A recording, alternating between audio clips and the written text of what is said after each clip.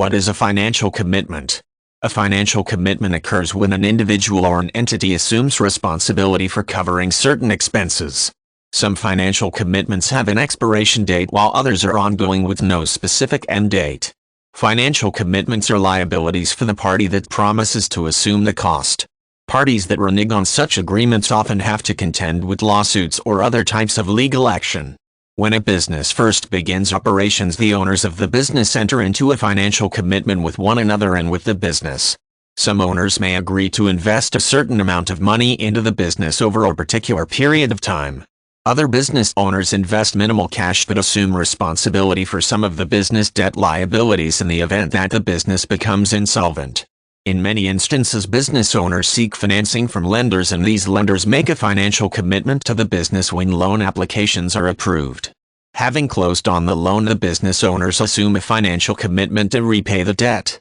Government entities use taxpayer funds to pay for education programs, the military, and other types of public services.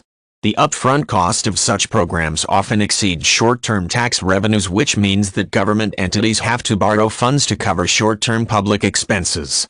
Government entities in many countries borrow funds in the form of general obligation bonds.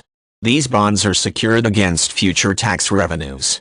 This means that the government and the taxpayers share the responsibility for repaying the debt, so both parties are entering into a financial commitment with the bondholders. Aside from businesses and organizations, consumers often willingly or unwillingly enter into financial commitments. In many nations, there are laws that make parents responsible for covering their children's basic living expenses.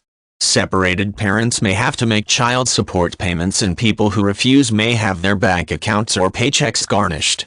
In some places, children can become emancipated from their parents, which means that they no longer have to live with their parents, but also that the parents no longer have a financial obligation to their children.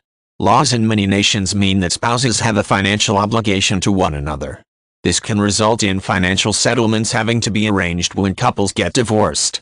In some nations, financial obligations extend not just to spouses but also to partners who are involved in legally recognized civil unions. The primary earner in a marriage or civil partnership may have to make alimony payments to other partner or spouse after the legal separation takes effect.